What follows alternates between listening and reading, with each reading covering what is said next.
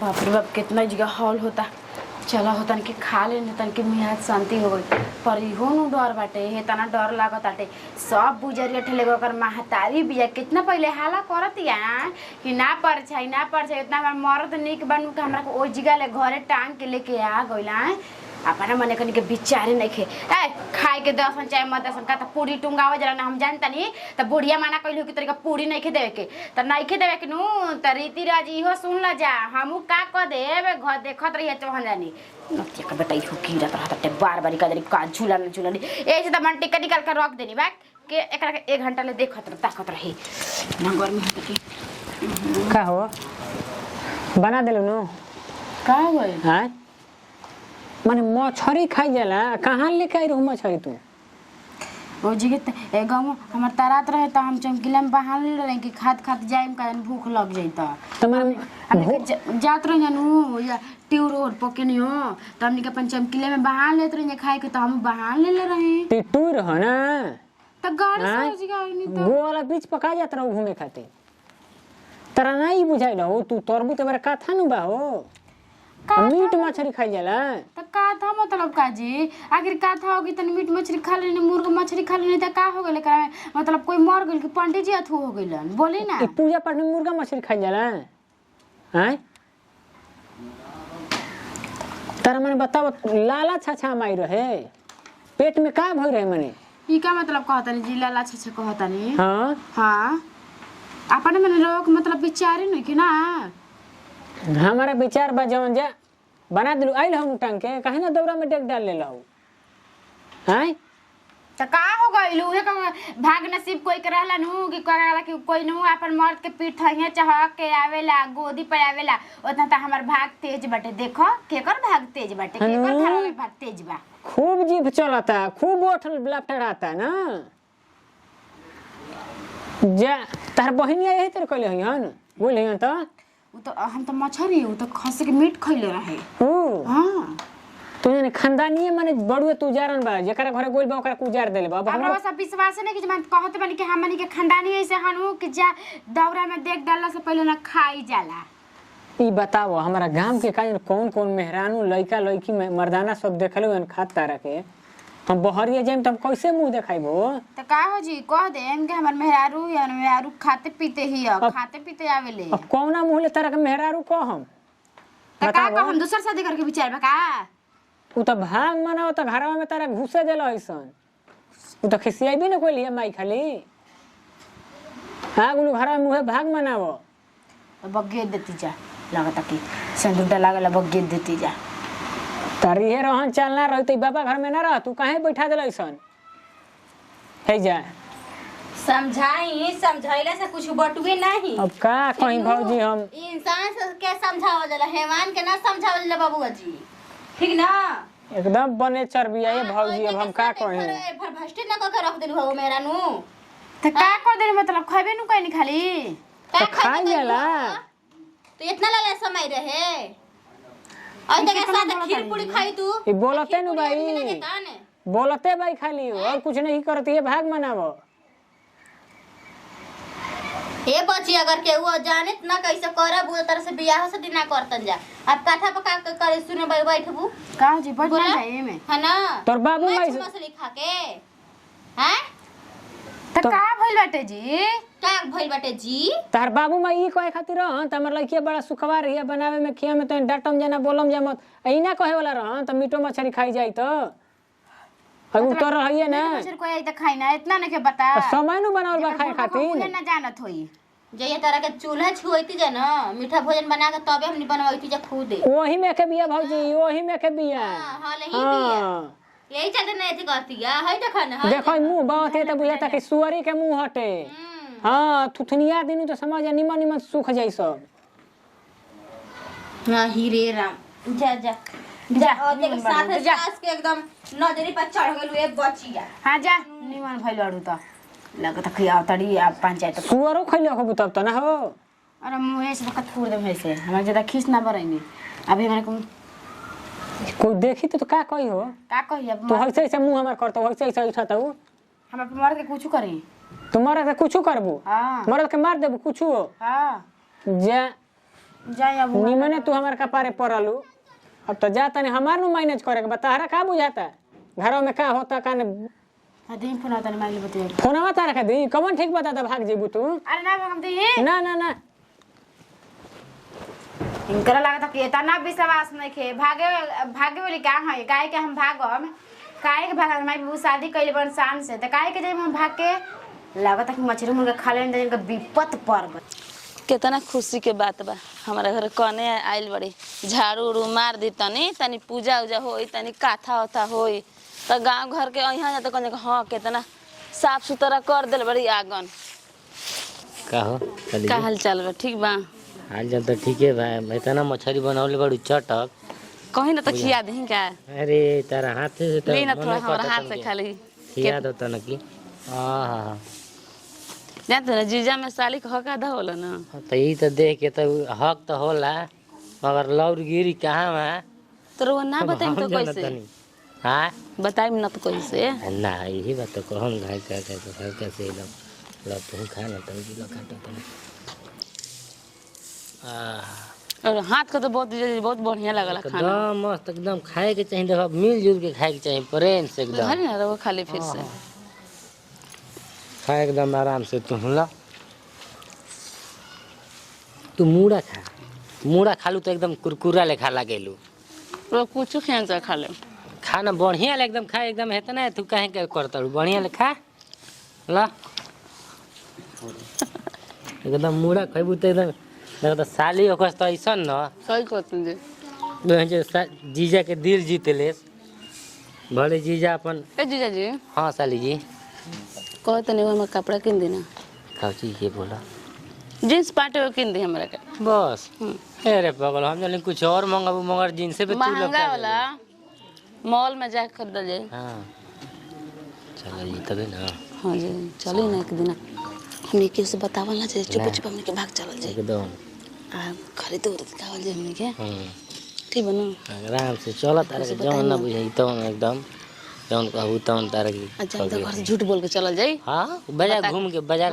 के नाम पे जाइए आ जाइए कोई जाने कोई ना जाने कोई जाने चाहे ना जाने और खैबू लो मारा एकदम काटा तो बीचे बीचे क्या हाली ना जे खाई रहा अरे खा ना एकदम तू खाता तो लोग कटवा खिया दे में का हमरा के काटावा खैबू तो बाटावा तो हमारे में नहीं आई हाँ बोला हमारे करेजा एकदम बतावा कैसे एकदम हमारे करेजा फेफाड़ा तू ही ना बड़ू सब हाँ जी तो बस ये करेजा कहता किन दी तार के बरे जा हाँ जी तू ही तो बाड़ू एगो साली मजकुआ हो हक के साली में हो खेला आधा कुछ जीजा कुछ करी है ना ज्यादा तो तहर दीदी देखी तो कह दी पिटाई ज्यादा सही बात कहते हैं मारे लगे दीदी ये सब ऐसे कहता नी कि ढेर दूरे दूरे अब तक के रह जाओ प्यारे ये तने से कह के कहिल जाओ बाकी देखी में हरा रुमारे झाड़ू से दादा पारी का पार उतारू दी तो का करल जाई ये दादा एकदम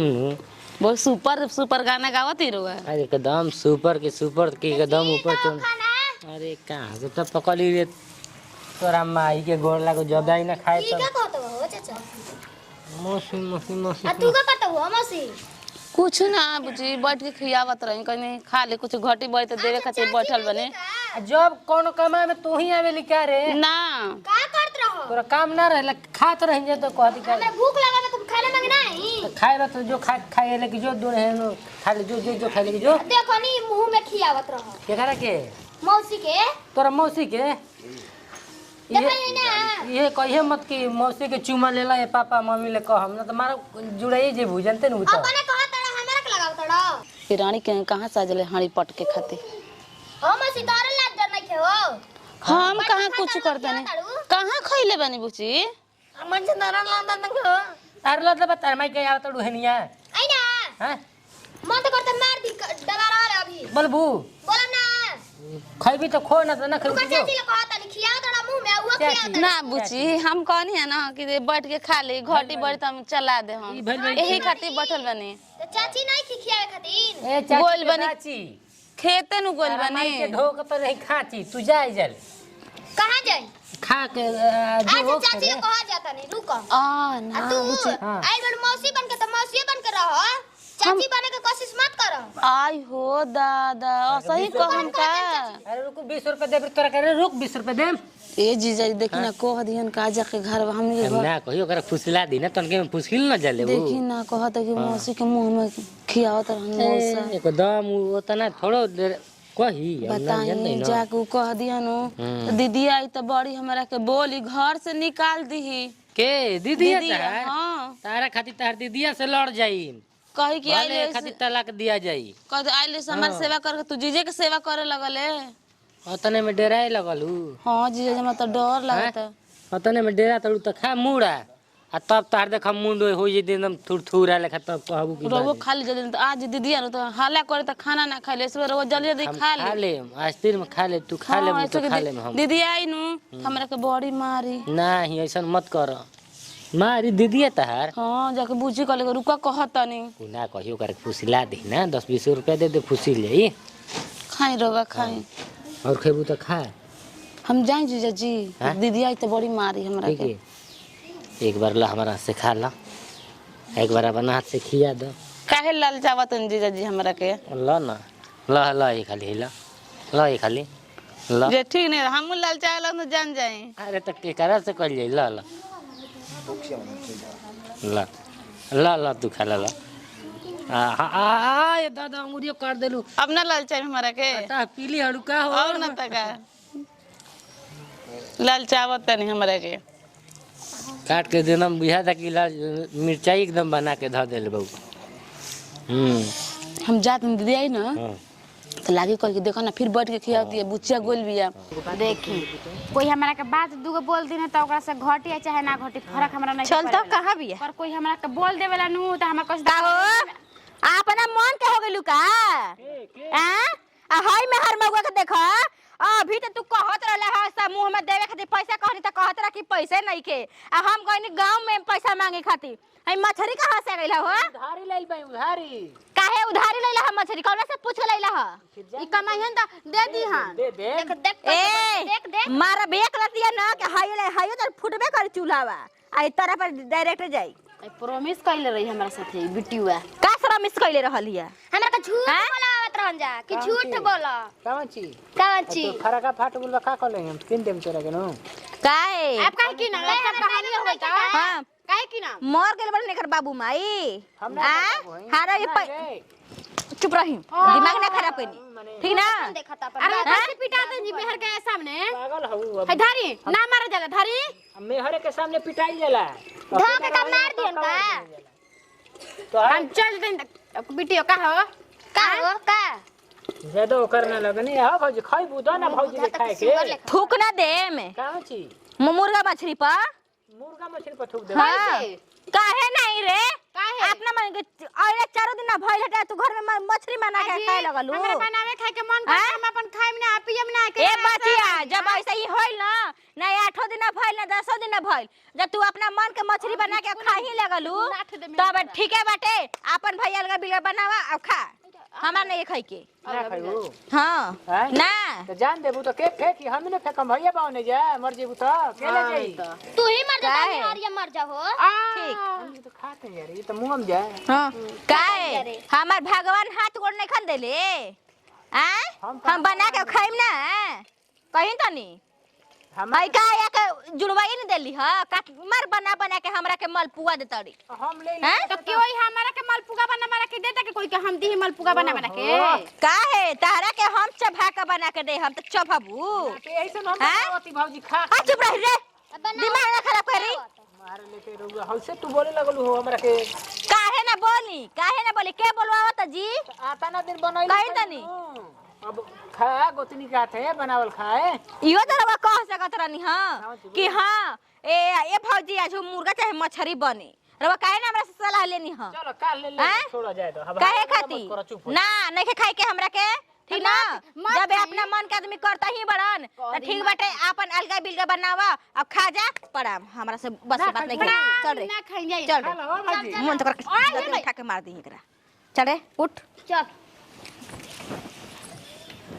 अरे अरे अरे अरे तो कहाँ बोल चार को बातें सुनन त खामी हुए त ना एकरा में कौन जला होता ना खा लो भौजी खा लो आ त भजिया रुन सटक बा